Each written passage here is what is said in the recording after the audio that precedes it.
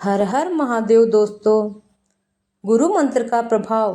स्कंद पुराण के ब्रह्मोत्तर खंड में कथा आती है।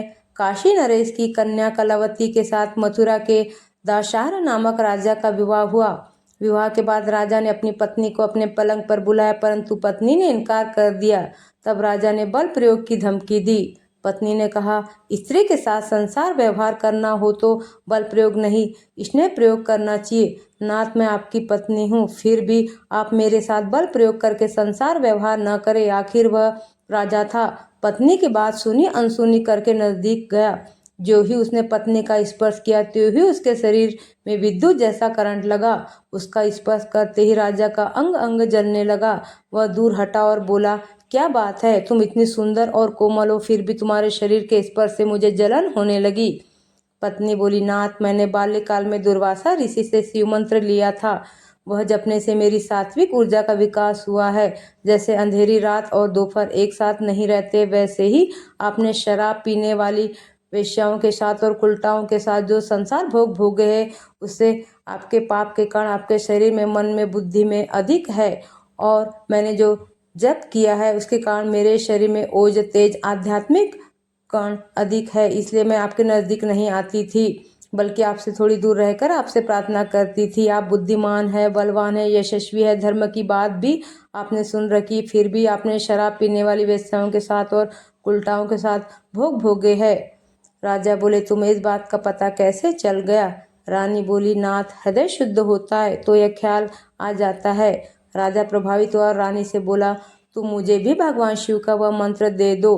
रानी बोली, आप मेरे पति है, मैं आपकी गुरु नहीं बन सकती। हम दोनों गर्गाचार्य महाराज के पास चलते हैं। दोनों गर्गाचार्य जी के पास गए और उनसे प्रार्थना की। उन्होंने स्नान नदी से पवित्र हो यमुना तट पर अपने शिव स्वरूप के ध्यान में बैठकर राजा रानी को निगाह से पावन किया। फिर शिव मंत्र देकर अपनी सामूहिक दीक्षा से राजा पर शक्तिपात किया। कथा कहती है कि देखते ही देखते कोटि कोटि कौए राजा के शरीर से निकल निकल कर पलायन कर गए।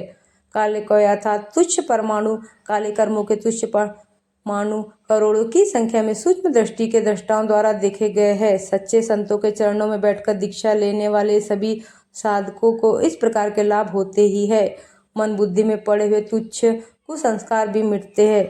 आत्म परमात्मा प्राप्ति की योग्यता भी निखरती है। व्यक्तिगत जीवन में सुख शांति, सामाजिक जीवन में सम्मान मिलता है तथा मन बुद्धि में सुहावने संस्कार भी पड़ते हैं और भी अनगिनत लाभ होते हैं जो निगुरे मनमुख लोगों की कल्पना में भी नहीं आ सकते।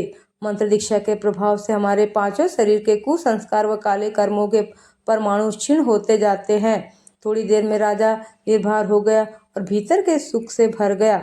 शुभ अशुभ, हानिकारक व सहायक जीवाणु हमारे शरीर में ही रहते हैं। पानी का गिलास ओठ पर रखकर वापस लाए तो उस पर लाखों जीवाणु पाए जाते हैं। यह वैज्ञानिक अभी बोलते हैं, परंतु शास्त्रों ने तो लाखों वर्ष पहले ही कह दिया। सुमति कुमति सबके उर रही। जब आपके अंदर अच्छे विचार रहते हैं तब आप अच्छे काम करते हैं, और जब भी हल्के विचार आ जाते तो आप न चाहते भी गलत कर बैठते हैं। गलत करने वाला कई बार अच्छा भी करता है, तो मानना पड़ेगा कि मनुष्य शरीर पुण्य और पाप का मिश्रण है। आपका अंतकरण शुभ और अशुभ का मिश्रण है। अब आप लापरवाह होते हैं तो अशुभ बढ़ जाता है। अतः पुरुषार्थ यह करना है कि अशुभ क्षीण होता जाए और शुभ पराकाष्ठा तक, परमात्मा प्राप्ति तक पहुँच जाए। भगवान नाम जप एक अमोघ साधन है। भगवान जप संकीर्तन से अनगिनत जीवों का उद्धार हुआ है। अनेक प्राणी दुख से मुक्त होकर शाश्वत सुख को उपलब्ध हुए हैं। भगवान नाम जापक, भगवान के शरणागत भक्तजन प्रारब्ध के वश नहीं रहते। कोई भी दीन, दुखी, अपहित, दरिद्र अथवा मूर्ख पुरुष भगवान नाम का जाप करके, भगवान की भक्ति का अनुष्ठान करके इसी जन्म में कृतकृत्य हो सकता है। भगवान नाम की डोरी में प्रभु स्वयं बन जाते हैं, और जिनके बंदी स्वयं भगवान हो उन्हें फिर दुर्लभ ही क्या है। इस असार संसार से पार होने के लिए भगवान नाम स्मरण एक सरल साधन है।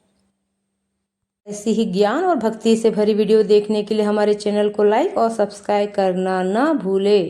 हर हर महादेव।